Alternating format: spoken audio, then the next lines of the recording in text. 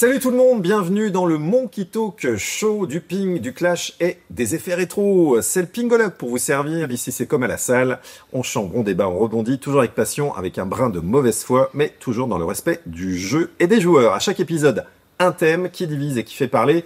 Aujourd'hui, le service entre maîtrise technique et zone grise du règlement. Service gagnant ou service litigieux en douce. Le but ici, c'est de se répondre au tac, évidemment. Autour de la table, deux équipes, Julien et Quentin à ma droite. Vous allez bien ? Très bien. Salut Fred. Super. Alors vous, c'est quel avis là Nous, on est plutôt pour dire que ce sont les règles qui sont mal écrites. Ok, c'est noté. Alors, vous avez retenu évidemment. Et vous, bonjour à tous les deux, Marion et Cyril. Alors vous êtes... Ah bah nous c'est pas de la faute du règlement, c'est qu'il y a des règles, les joueurs et les arbitres qui doivent les respecter. Ok, le déclore est planté, d'épongiscan du répondant, évidemment, vous êtes chaud, vous avez révisé, vous aussi je l'espère, tout de suite la rubrique « Faut pas pousser !»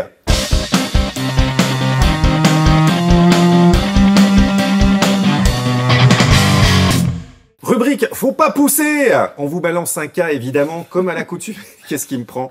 L'ITTF interdit clairement de cacher le contact balle raquette au service. Tout le monde est d'accord jusqu'à maintenant. Pourtant, la WTT... Alors, ça en fait des acronymes, mais en avant sans scrupule des ralentis où cette règle est visiblement bafouée. Vous savez, des grands ralentis avec des superbes musiques, etc. Et donc, il n'y a pas de sanction. Ça fait des années que tout le monde voit que la règle était mal appliquée, pendant que certains arbitres chipotent sur des détails moins impactants. Alors, le vrai problème, il vient d'où ? Des joueurs, des arbitres ? On va en discuter, et notamment, au niveau des règles, on va en savoir un peu plus. Qui veut commencer ? Le spécialiste, tu nous laisses la parole. Alors, t'as quand même réalisé un épisode Monkey Pong juste sur ça. Alors, j'ai réalisé, je pense, une vingtaine de vidéos, dont une lettre ouverte à l'ITTF. Moi, je suis au taquet sur le sujet. Monsieur est un professionnel du service. Non, mais du coup, il a un regard biaisé et il va aller droit dans le mur. C'est ça un sujet que peut-être le garder pour. Et il a pas un regard baisé, évidemment. Il donnera l'argument final. On commence avec Julien, donc. Un fait déjà, alors ce sont mes chiffres, ils sont pas officiels, mais 90. D'après les chiffres de Julien.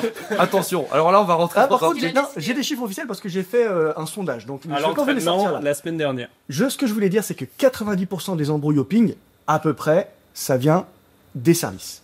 Les embrouilles pour d'autres questions que oui, tu sers comme une pute. Tu fais trop faux. Carton jaune, monsieur l'arbitre, s'il vous plaît. Oui, pardon. Faudra le biper celui-là. On a eu baiser et pute. Donc voilà, en tout cas, c'est le nœud des embrouilles au tennis de table, et voilà, c'est très très dommage. Quand un complément.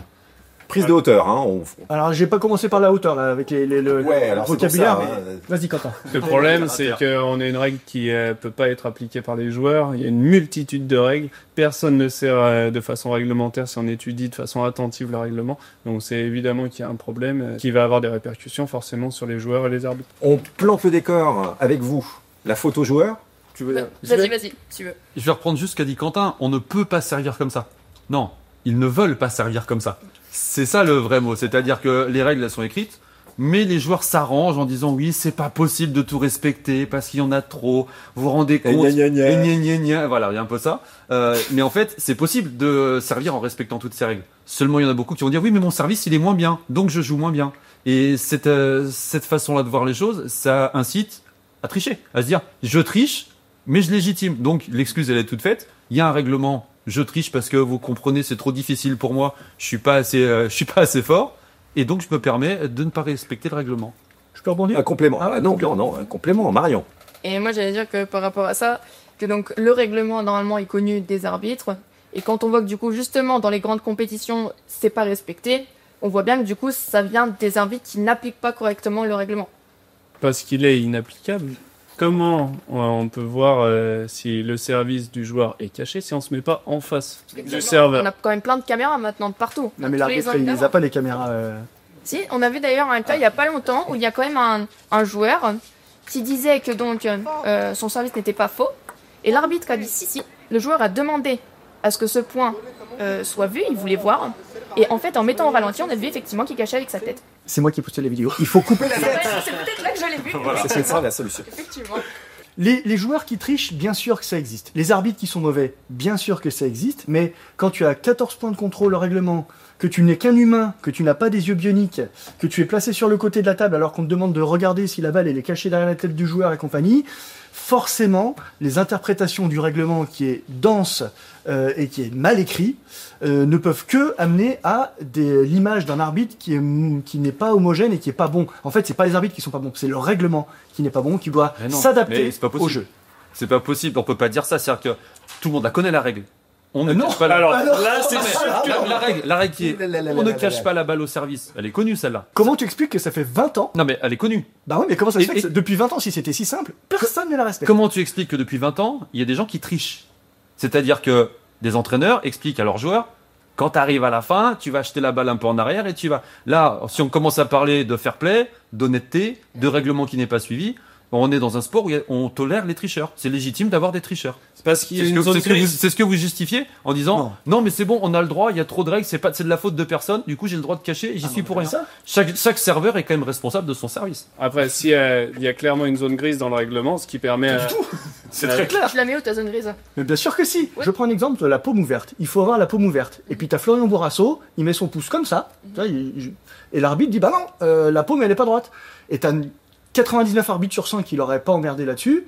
Mais comme c'est pas clair, c'est pas clairement défini. Du coup, Donc c'est de la pas faute grave. des arbitres. Non, le règlement étant pas précis, pas assez précis Mais déjà, et trop dense, Pas encore. il ne peut pas être interprété de manière homogène, aussi bien au niveau pro que Le au niveau pouce amateur. doit être décollé de la main. Elle dit pas ça, le règlement. Le règlement dit la paume doit être ouverte. Après, Elle doit être présentée paume ouverte. comme ça. Je pense que c'est parce qu'il y a une Merci méconnaissance du beaucoup. règlement. Merci. On a d'autres rubriques évidemment à traverser ensemble. Alors ping-pong ou jeu de paume, on passe à la rubrique top sur top.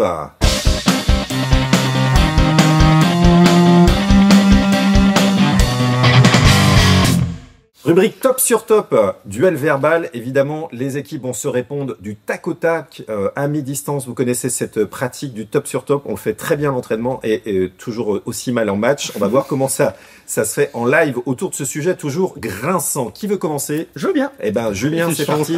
Et en face, évidemment, ça sera soit Marion et Cyril qui répondra. Alors encore des chiffres personnels. Et moi, je compte avec le score. Ouais, mais j'ai pas encore fait. Il va sortir des chiffres, il n'y a que lui qui a les références. Non, Attention, mais des ceux-là, chiffres ils personnels. sont plus ou C'est moins parti. officiels, puisque avec Monty Pong, nous avons lancé une grande enquête. Il y a eu plus de 350 répondants, dont des joueurs professionnels, dont Alexis Lebrun, que je remercie. Et donc, selon cette enquête, 82% des répondants considèrent que les règles sont à faire évoluer parce qu'elles sont mal écrites et plus adaptées au tennis de table des années 2020. Un contre-top. Le service des années 2020, a priori, est très différent du service des années 2010 ou du service des années 2000. Pourtant, la règle n'a pas tant évolué que ça. Elle n'a pas évolué. Voilà. Donc, ça veut dire que les règles auraient pu être suivies. Les joueurs ne les ont pas suivies. Et donc, en fait, les joueurs ne se remettent pas en question en disant c'est pas de notre faute. Voilà un peu ce que tu viens de dire. Si je résume, hein, c'est 82% des joueurs disent j'y suis pour rien. Alors que le service, je pourrais très bien, si je me mets face à la table que je sers en revers, ou si je prends Charov qui sert marteau, il arrive à respecter les règles. C'est à Quentin de répondre par un contre-top. J'avais un argument fatal, mais j'ai été perturbé par pardon. mon voisin tout de suite qui me dit, il dit n'importe quoi. Je le coachais. Non, moi je vais revenir sur un point de règlement. Il dit c'est facile de faire un bon service et de ne pas être un tricheur. Mais il y a vraiment une règle qui est inapplicable, c'est que on doit pouvoir voir la balle des deux côtés de la table. Celle-ci est par exemple inutile. À partir du moment où mon adversaire voit la balle, si l'arbitre ne voit pas le contact balle-raquette, c'est pas dramatique non plus. Donc là, par exemple, un seul des 14 points, il y a déjà un problème de règlement.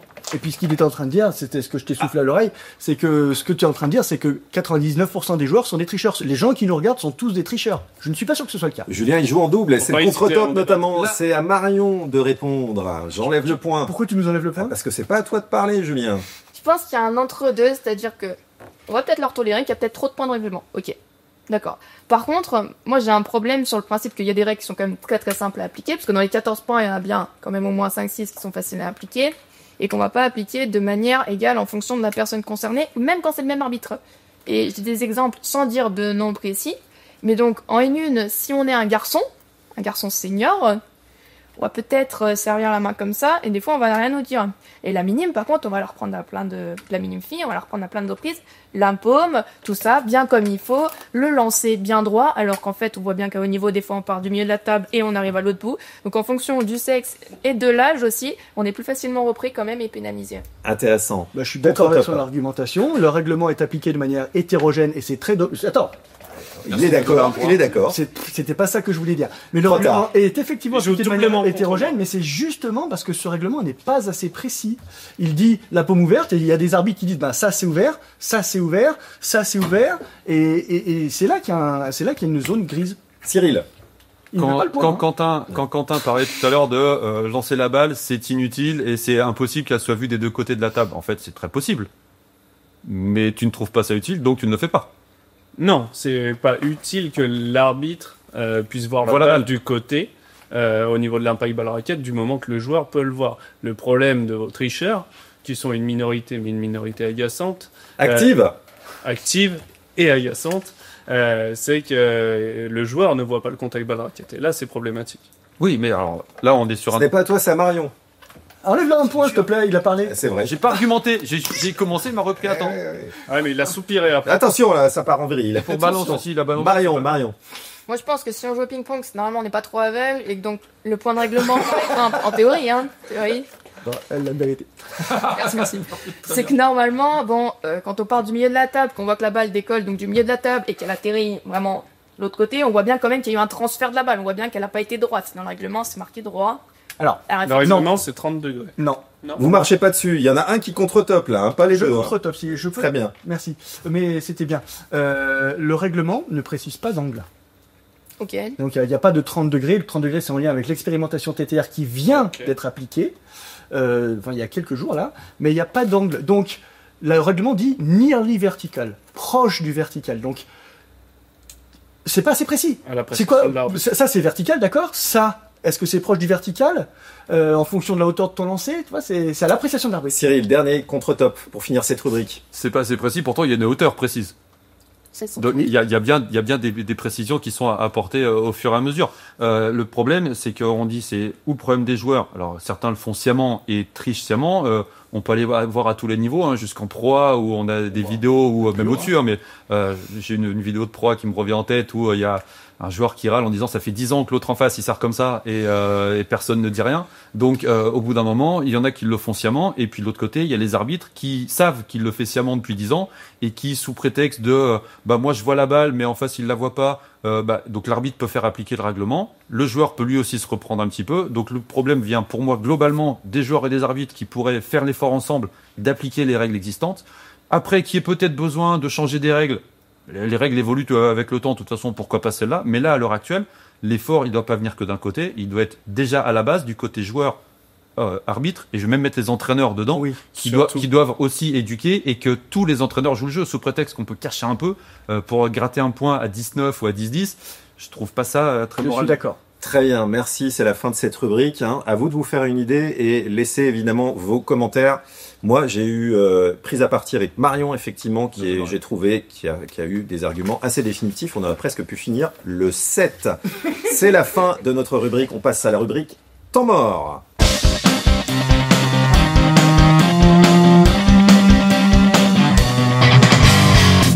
Rubrique temps mort, pause technique, hein, fin des échanges à la table, début des matchs, décidez-vous, piochez un argument de l'équipe d'en face éventuellement, c'est celui qui vous a agacé, ou vous avez un argument un peu définitif, vous avez un caucus de 15 secondes, une réflexion, un coaching pour vous régler, et ensuite vous prenez la parole, alternativement par équipe, environ 45 secondes, à vous la réflexion.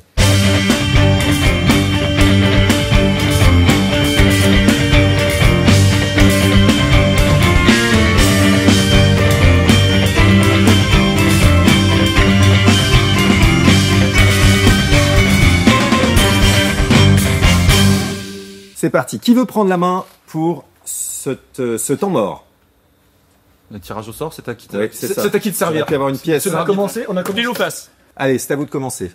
Depuis tout à l'heure, on parle de règlements qui existent, de changements peut-être qu'il y a des évolutions à faire dans le futur, mais les efforts sont à faire plutôt sur le côté joueur et arbitre. C'est ce qu'on a souligné avant. Là où je veux bien les rejoindre, c'est que sur certains points, le règlement peut être plus précis, mais il faut qu'il y ait une volonté commune de l'ensemble du tennis de table d'aller vers quelque chose de plus clair au service.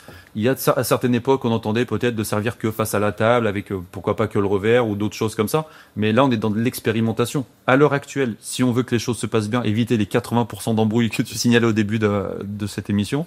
Mais en fait, il faut que les joueurs en priorité, les arbitres aussi harmonisent et se fassent respecter cette parole. Mais la volonté, elle est surtout du côté des joueurs et des arbitres. Si deux joueurs se mettent d'accord en disant on va servir de façon la plus réglementaire pour que tu vois la balle, et si tu la vois pas, moi je vais m'arranger pour te la montrer.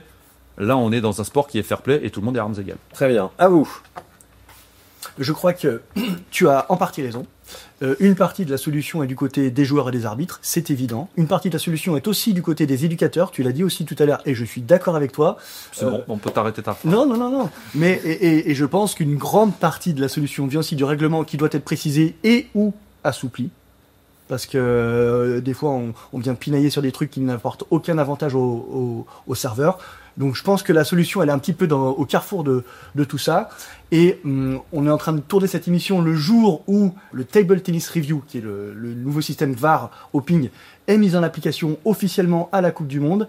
Il y a de l'amélioration à faire, mais c'est une très très bonne nouvelle, je pense, parce qu'effectivement, comme tu me le disais pendant le temps mort, on a un problème d'exemplarité des meilleurs joueurs du monde. Wang Chuqin et qui sert sur la table, Linchidong qui sert derrière. le corps. Et en fait, en réduisant leur capacité à donner le mauvais exemple et en ayant plus ces ralentis abusés de la WTT, progressivement, on va y arriver.